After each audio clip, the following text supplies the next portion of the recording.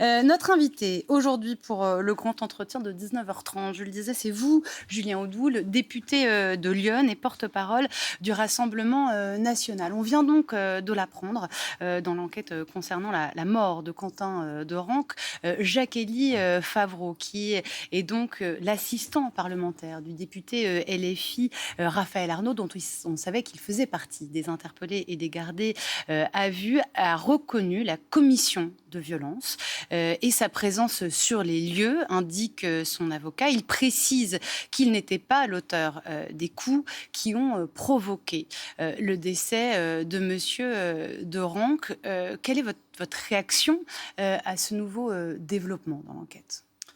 Alors déjà, j'aimerais vous dire un petit mot préliminaire avant de vous répondre, bien évidemment. Je veux le dire en tant que député, membre de la commission des affaires culturelles. On auditionnait ce matin Madame Veil pour Radio France et Madame Ernotte pour France Télévisions. Je le dis surtout en tant que contribuable et en tant que contributeur. On parlait de la commission d'enquête sur l'audiovisuel. Effectivement, et je le dis en tant que contributeur au financement du service public. Et je le dis aussi au regard de tout ce que j'ai reçu comme message concernant le traitement médiatique sur votre chaîne et sur les chaînes du service public à la suite de l'assassinat dramatique de Quentin, que je juge indigne du service public. Voilà, c'est-à-dire, précisez vos... Quand j'entends en fait qu'il y a une complaisance sur des mouvements d'extrême gauche comme la Jeune Garde qui ne sont jamais définis, quand j'entends qu'il y a notamment... Est-ce que vous pouvez préciser ? Je vais aller au bout, justement.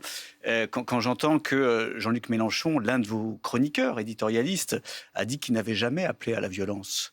Ce qui est totalement faux. Quelle est la personne en question qui C'était la personne qui était sur ce plateau tout à l'heure, à ma droite, et qui a dit que Jean-Luc Mélenchon n'avait jamais appelé... Henri Vernet jamais appelé à la violence. Moi, j'ai dit strictement le contraire depuis 3 jours. Très bien. Le principe de cette émission, c'est que c'est un débat. Oui, alors... Donc il peut y avoir plusieurs prises de parole. Je ne sais pas précisément de quoi vous parlez, mais... Quand Quentin est traité de nasillon, sur l'antenne de France Info TV ? Oui, par un journaliste ou de France Info, par un journaliste de l'Humanité, et qui n'est pas repris par la journaliste. Vous faites référence à l'émission des Informés du soir ? Oui, mais je veux dire... Je vais vous dire, faire une chose très simple. On est là, on n'est pas idiote, et on ne peut pas non plus regarder ça avec des grands yeux ébahis en faisant ça. Donc on essaie de savoir quelles sont les accusations, la précision de ces accusations. Pas des accusations. Non pas pour vous. C'est un constat. C'est un constat on a qui a choqué beaucoup de gens. Qui a choqué beaucoup de gens. Et on a en même temps que ça une conscience. Donc ici, on ne sait pas d'où viennent les attaques et sur quoi elles portent. Il sera beaucoup plus difficile de répondre. Je vous donne les exemples. Ni présidente de France Info, ni de présidence de France Inter et ni de France Télévisions. Bien sûr, mais je vous dis effectivement... Oui, peut-être un jour, qui sait. Je ne pense pas que ce soit parti dans ce sens. C'est pas le sujet. Reprenons. Donc, vous estimez que le traitement... en tout cas, vous faites porte-parole de ces critiques, selon lesquelles le traitement sur notre antenne, c'est ça, selon vous, serait parti pris, irait à l'encontre des valeurs déontologiques, pour vous comprendre précisément et sur quoi vous vous attaquez. Il n'est pas neutre. Je trouve qu'il y a une opération visant à salir le profil de Quentin. Mais par quel mot et à quel moment ? Sur l'antenne de France Info TV, toute la journée, il est défini très précisément avec qu'en une mettant... volonté de relativer en permanence avec... Mais donnez des exemples. Quand est-ce que sur France Info TV, il a été... Je vous en ai donné 3. Qui ne sont absolument pas clairs. Je vous en ai donné 3.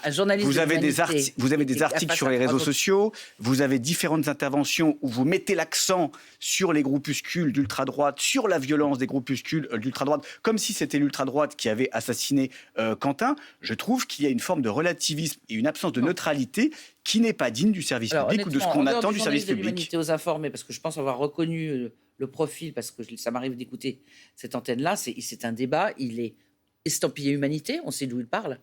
C'est pas un journaliste de France Info, et il n'y a pas, je peux vous le dire... Il peut être repris... Voilà, et corrigé par le modérateur. C'est ce qui a été fait d'ailleurs à ce moment-là.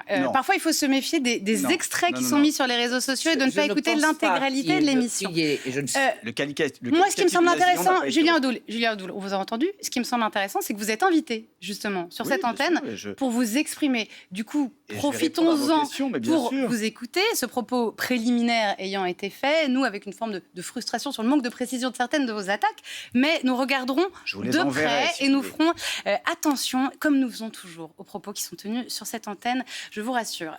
Ma question préliminaire était donc votre réaction suite à ce qui vient de se passer dans l'enquête concernant donc la mort de Quentin de Ranc et ses dernières évolutions. Jacques-Élie Favreau, donc on le rappelle, qui est l'assistant parlementaire du député LFI Raphaël Arnaud, qui fait partie des interpellés et qui donc là, par la voix de son avocat, reconnaît, je cite, la commission de violence et sa présence sur les lieux, tout en précisant par la voix de son avocat qu'il n'était pas l'auteur des coups qui ont provoqué le décès de M. de Ranc. Quelle est ce soir, Julien Audoul, votre réaction ? C'est la confirmation de l'implication, du rôle de ce groupuscule ultra-violent terroriste de la Jeune Garde. Vous utilisez le mot de terroriste. Oui, bien sûr, c'est un groupe terroriste, un groupe qui sème la terreur. C'est un groupe qui n'a d'autres objectifs, d'autres motivations que d'agresser, de cogner, de violenter, voire de tuer ses opposants politiques. Il n'y a pas d'autre motivation pour ces groupuscules dont la Jeune Garde. Et d'ailleurs, c'est pour ça que ce groupe a été dissous il y a quelques mois. Sans pour autant que ce soit le qualificatif terroriste change la moindre chose. Oui, mais je pense qu'il faut les classifier de terroristes. Et il faut que le traitement qui soit réservé à tous les groupuscules, et Jordan Bardella a été extrêmement clair, qui font de la violence un mode d'action. Voilà. Et malheureusement, il y en a énormément à l'extrême gauche qui bénéficient depuis très longtemps d'une impunité totale. On se rappelle des Black Blocs, des milices pendant les Gilets jaunes. On se rappelle de toute cette myriade qui entoure la France insoumise, qui en profite, qui s'en sert à la fois de service d'ordre, qui s'en sert aussi pour aller perturber les manifestations, les réunions de ses opposants politiques. Tout cela doit être classifié comme terroriste et doivent être condamnés et interdits. Il n'y a pas de bienveillance ni vis-à-vis de ceux de l'ultra-gauche, ni vis-à-vis de ceux de l'ultra-droite. Si. Il me semble qu'à Sainte-Soline, les policiers et les gendarmes ne sont pas regardés à passer les trains, à se contenter de voir passer les trains, que au moment des Gilets jaunes, et d'ailleurs en ce moment un procès pour mettant en cause un certain nombre de policiers qui auraient blessé, que l'État, M. Nunez, ou avant M. Retailleau, ou avant encore, n'ait pas de complaisance vis-à-vis de l'ultra-gauche. Je vais vous donner un exemple qui illustre parfaitement cette complaisance. Vous reprenez la pétition de mai 2025. Pétition s'opposant à la dissolution de la Jeune Garde et d'Urgence Palestine, qui est une association antisémite, raciste et ultra-violente. Non, mais attendez, je dis la complaisance, puisque vous regardez dans la liste des signataires, vous avez des personnalités médiatiques, politiques, associatives, vous avez Europe Écologie Les Verts, vous avez évidemment la France Insoumise, vous avez Greenpeace, vous avez des syndicats, vous avez l'UNEF, vous avez des starlets, vous avez des chanteurs, etc. Donc il y a une forme de complaisance, dire, d'une sphère qui considère que des mouvements ultra-violents, parce qu'ils sont de gauche, peuvent être tolérés. Ça n'est pas la même chose que ce que je vous demandais. Le gouvernement, enfin les gens qui sont au pouvoir, qui donnent des ordres aux forces de l'ordre, vous ne les soupçonnez pas d'une complaisance. Vous parlez d'une complaisance sociétale globale depuis quelque temps. Et une complaisance politique et gouvernementale, bien sûr. Pendant toute la crise des Gilets jaunes et pendant tout ce qui s'est passé, il n'y a pas eu de laisser... Bernard Cazeneuve a eu de très mauvais rapports avec les écologistes parce qu'on l'a considéré qu'il était trop dur avec les manifestants. Bruno Retailleau n'a pas l'image de quelqu'un de mou et Laurent Nunez fait les choses aussi. Donc on est bien d'accord, vous ne mettez pas en cause le gouvernement. Si, je mets en cause le gouvernement par ses actions passées. Je ne reprends pas, on peut refaire l'historique des Gilets jaunes, mais rappelez-vous que des manifestations ont été pourries et qu'il y a eu énormément de laxisme vis-à-vis de certaines milices d'extrême gauche qui étaient là pour justement salir des manifestations légitimes et populaires au départ. Et puis surtout, il y a des actions politiques qui ont énormément de sens. Comme vous avez Gabriel Attal, qui était à l'époque Premier ministre au moment des législatives en 2024, qui dit qu'il faut se servir d'un bulletin de vote LFI, ce parti LFI qui est allié avec la Jeune Garde. Je rappelle que sur tous les bulletins de vote des candidats du Nouveau Front Populaire, il y avait le soutien de la Jeune Garde. Voilà. Vous avez François Hollande qui aujourd'hui cherche à s'extirper de tout cela et à dire qu'il faut un cordon sanitaire. Il y avait le soutien de la Jeune Garde. Il a été investi par la NFP à l'époque et que dans la NFP, il y avait LFI. Voilà. et la Jeune Garde. Vous les avez dans la liste des soutiens. Est-ce que vous diriez, comme l'a affirmé Marion Maréchal-Le Pen ce matin, ou Marion Maréchal peut-être désormais qu'il faut l'appeler ainsi sur BFM, il n'a pas seulement, donc à propos de Quentin Doran, qui a été tué par une bande de lâches qui lui ont fracassé le crâne, mais indirectement par un système de complaisance et de complicité. Et elle a cité des médias d'extrême gauche comme Blast, Street Press ou même Libération, qui sont des journaux antifa qui défendent ces mouvances. Vous diriez la même chose qu'elle ? Oui, exactement. Exactement. Il y a tout un système qui, depuis des années, a considéré que les opposants politiques, qu'ils soient du Rassemblement national ou qu'ils soient de partis de droite, devaient être impitoyablement traqués, quelquefois chassés et quelquefois agressés. Pardon, mais vous considérez, Julien Audoul, qu'un journal tel que Libération tient une forme de responsabilité aujourd'hui dans la mort de Quentin Doran ? Je dis qu'il y a une responsabilité morale et politique de certains partis politiques, évidemment la France Insoumise, mais aussi Europe Écologie Les Verts. Et j'observe que les responsables d'Europe Écologie Les Verts, dont Sandrine Rousseau... Mais vous parlez du journal. Vous dites, je suis d'accord avec Marion Maréchal. Oui, non, mais je suis d'accord avec elle. Mais je rappelle les propos de Sandrine Rousseau, qui dit que les militants antifa sont indispensables. Elle le dit 2 jours après la mort de Quentin. Sur l'antenne de France Info. Elle nous dit que les militants antifa, compte tenu du contexte, doivent être, encore une fois, promus et qu'il en faudrait plus. Alors, à partir tous les militants antifa, il faut bien le dire, sont des ultra-violents. Est-ce que vous considérez qu'il faut renvoyer dos à dos ces deux formes de groupements violents ? Est-ce que vous dites qu'on a eu de la complaisance avec ceux de gauche et qu'on a été très dur avec ceux de droite ? Est-ce que vous renvoyez dos à dos toute cette forme d'action violente qui quelquefois sert de service d'ordre bis et quelquefois des gens qu'on tolère en se disant finalement ils sont un peu radicaux parce qu'ils sont jeunes. Que ce soit de FN à l'époque, proche du FN à l'époque, ou proche de l'extrême gauche aujourd'hui. Bon, il faut dire la vérité. Identitaires, il faut dire la vérité. Quand Méric a été tué, enfin, vous voyez, le Rassemblement national et le Front national hier et avant-hier s'est totalement démarqué, éloigné de tous ces groupuscules violents. Et d'ailleurs, nous les avons exclus quand certains étaient dans nos rangs et nous souhaitons leur dissolution. Marine Le Pen, il y a 3 ans, a fait un courrier à Elisabeth Borne en demandant la dissolution de l'intégralité des groupuscules violents. Après, il faut être aussi honnête. Je veux bien qu'on mette dos à dos, qu'il y ait une forme de relativisme. Vous avez l'ultra-droite, vous avez l'ultra-gauche. Il y a un éléphant au milieu du salon qui est l'extrême-gauche.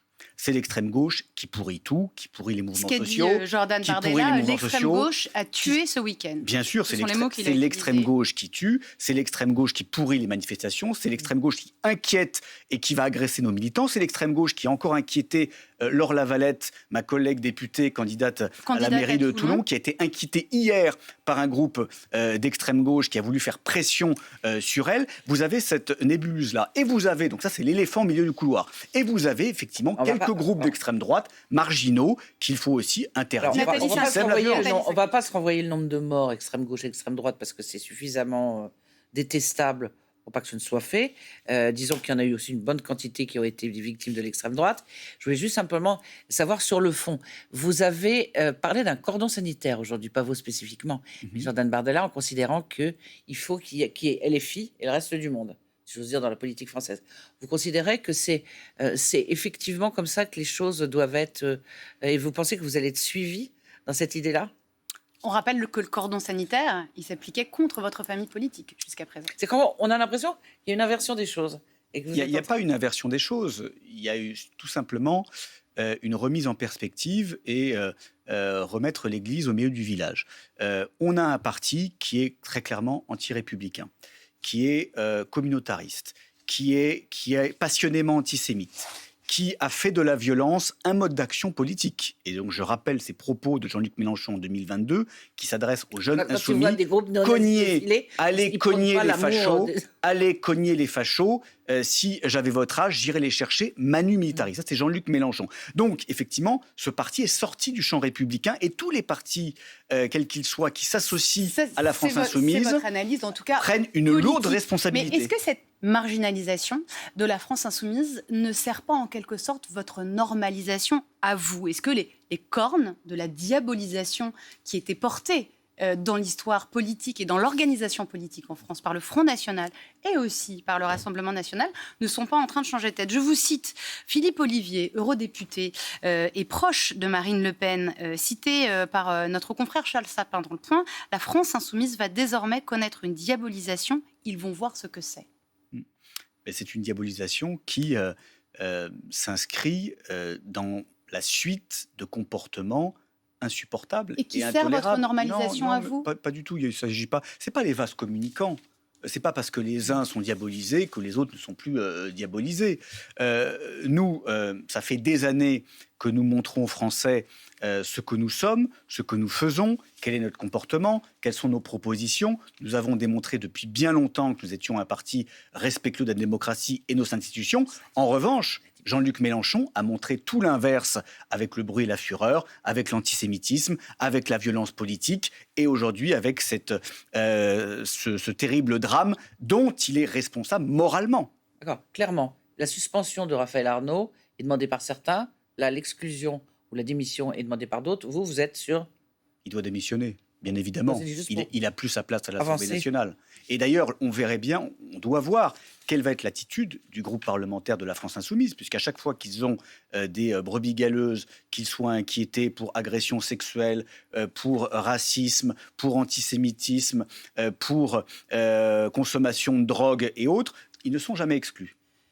Merci beaucoup, Julien Audoul. Merci je le rappelle, député de Lyon, porte-parole du Rassemblement national, d'avoir été avec nous ce soir. Merci, Nathalie Saint-Cric. On se retrouve demain, mais pour le moment, c'est l'heure des informés. Et on commence aussi par le JT Monde.